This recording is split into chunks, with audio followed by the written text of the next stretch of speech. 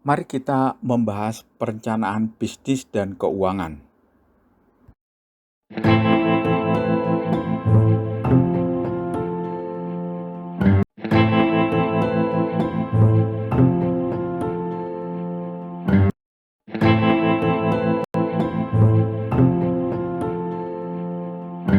Untuk melakukan perencanaan bisnis dan keuangan, kita harus lebih dulu tahu jenis perencanaan, yaitu 1.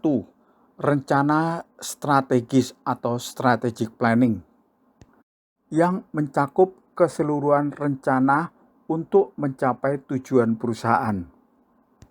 Rencana ini bersifat jangka panjang atau sekitar 5 tahun dan disusun oleh top management. Nomor 2 adalah rencana taktis atau tactical planning, yang mencakup perencanaan dengan target spesifik tiap bagian pada perusahaan tersebut. Rencana ini dibuat untuk jangka menengah 1-5 tahun dan disusun oleh lini tengah manajemen. Jenis ketiga adalah rencana operasional atau operational planning, yang terdiri dari perencanaan produksi atau production planning, perencanaan keuangan atau financial planning, perencanaan fasilitas atau facilities planning, perencanaan pemasaran atau marketing planning, dan perencanaan SDM atau human resource planning. Rencana ini berjangka pendek atau 1 tahun. Jenis rencana keempat adalah rencana kontingensi atau contingency planning, yaitu rencana target spesifik untuk atasi kondisi darurat.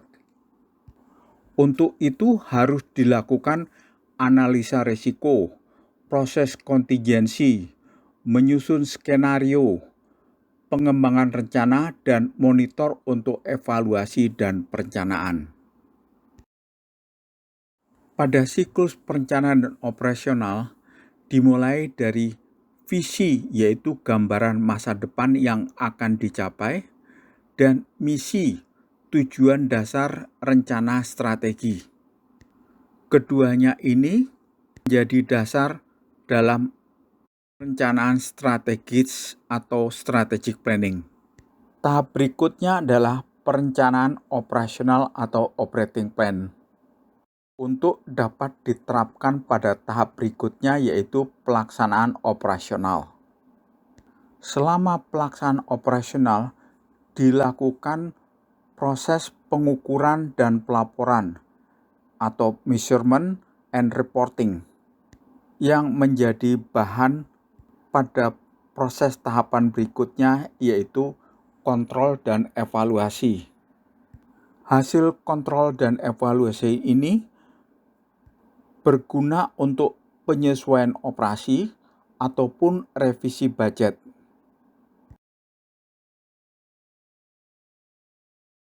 Secara garis besar, materi perencanaan bisnis dan keuangan ini adalah menyangkut analisa kondisi sekarang, yaitu tentang data perusahaan yang menyangkut manajerial.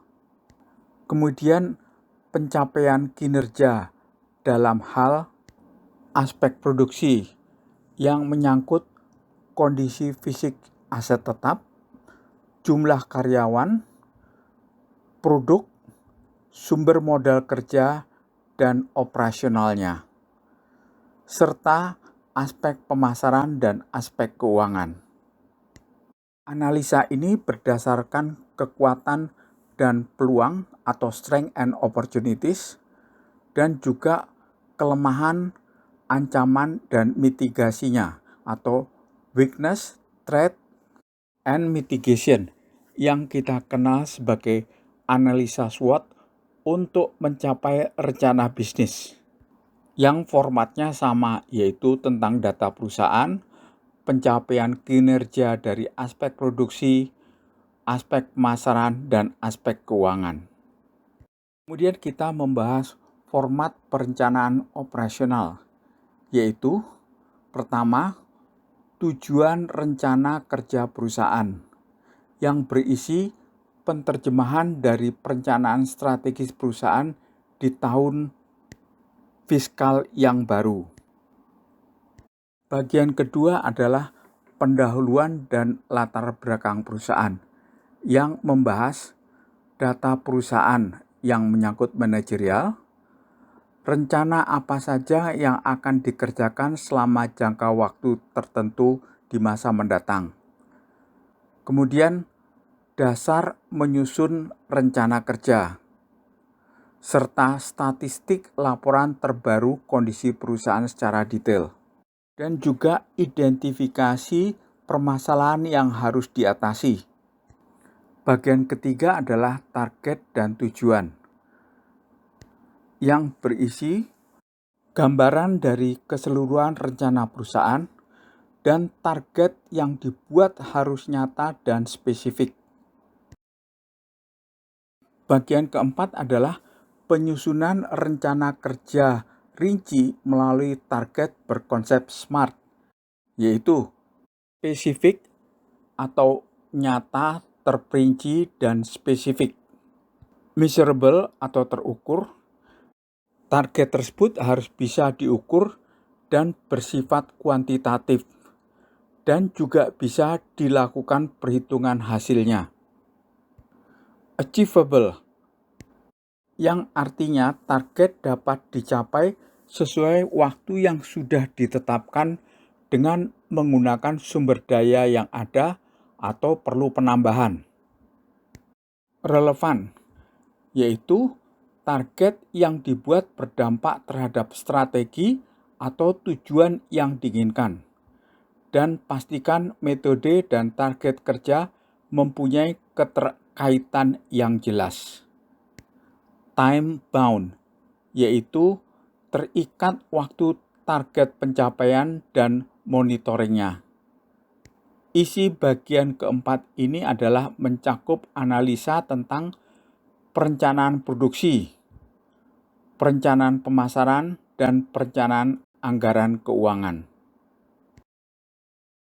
Kita membahas perencanaan produksi yang dimulai dari perencanaan input, yaitu menyangkut tentang pemanfaatan sumber daya yang efektif, kontinuitas, efektivitas, dan efisiensi bahan baku, dan kompetensi SDM. Pada perencanaan proses, kita melakukan perencanaan aliran produksi yang stabil dan efektif, efektivitas dan efisiensi biaya produksi, serta meningkatkan produktivitas. Pada perencanaan output, kita melakukan perencanaan peningkatan kuantitas dan kualitas dari produk. Dalam menentukan fitur produk, kita harus mengetahui siklus pemasarannya. Mulai dari tahap segmentasi, kita harus identifikasi potensi pasarnya. Kemudian melakukan pemilihan segmentasi tersebut. Apakah dari kualitasnya ataupun dari harganya. Pada tahap pemilihan target, kita harus menentukan kriteria pemilihannya yang sesuai dengan tujuan produksi kita. Kemudian kita melakukan pemilihan target dan identifikasi siklus usahanya. Pada tahap pemilihan produk, kita melakukan pemilihan produk yang sesuai dengan tujuan dan kemampuan kita. Dan pada tahap siklus penjualan, kita tentukan bagaimana promosinya, strategi penjualannya, apakah memakai e-commerce atau tidak, kemudian distribusinya, dan cara pembayarannya. Pada siklus penjualan dimulai dari penawaran, penjualan, monitor dan evaluasi, dan usaha mempertahankan pembeli.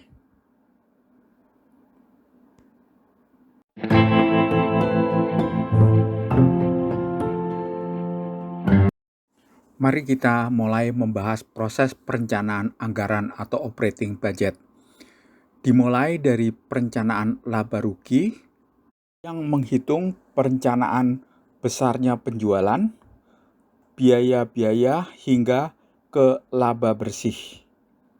Tahap berikutnya adalah perencanaan aktiva, yaitu melakukan perencanaan terhadap komponen-komponen aktiva lancar dan aktiva tetap, serta menghitung perubahannya. Demikian juga pada perencanaan pasifa, kita menghitung komponen-komponen pasifa lancar dan ekuitas beserta perubahannya. Selanjutnya adalah perencanaan arus kas, baik dari aktivitas operasional, aktivitas investasi, dan aktivitas pendanaan. Dari angka-angka kesemuanya itu akan terbentuk perencanaan neraca keuangan perusahaan kita.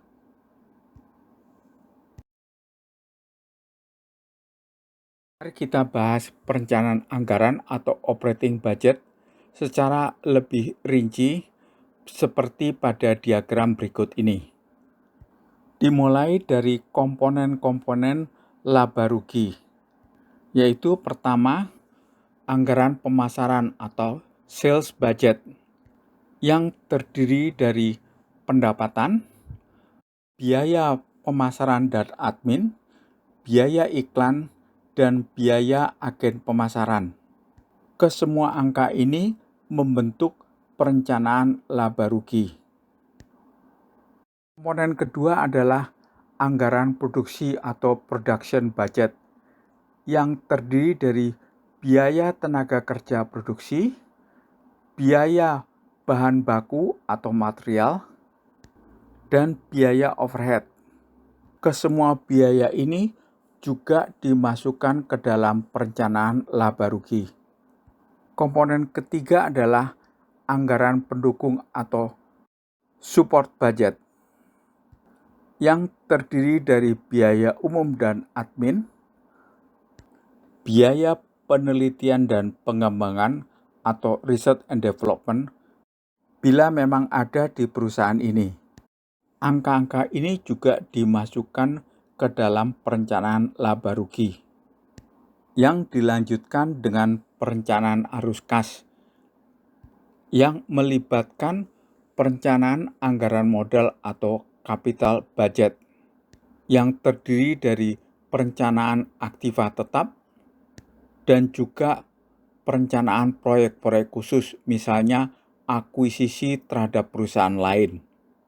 Total anggaran modal ini masuk ke dalam perencanaan arus kas yang kemudian dilanjutkan dengan perencanaan neraca. Untuk pembahasannya, kita tetap pakai neraca dan laba rugi pabrik roti Sari Manis. Ini adalah arus kas tahun 2023 pabrik roti Sari Manis.